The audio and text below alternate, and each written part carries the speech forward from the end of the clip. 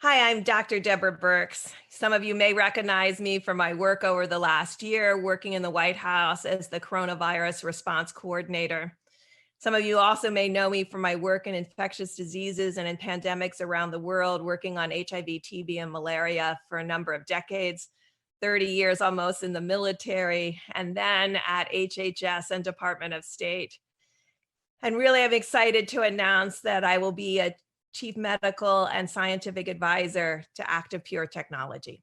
When I was traveling the country, I was able to really talk to people and understand what their needs really were, how people want to really feel safe again indoors and safe again indoors when you can't wear a mask. And so I was really looking for technology that was science and data driven, really working to address that specific issue, to make indoor spaces safe for individuals.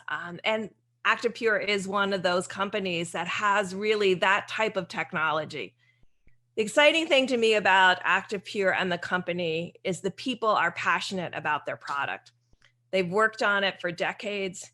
They've worked on it to really develop the scientific evidence and the data. The FDA has given them medical clearance for their medical guardian that really shows the impact of this particular technology and showing that people can both be in the space and the technology can be running, providing that level of confidence that your air has that level of purity, that there won't be transmission of these really critical agents that we're all concerned about now.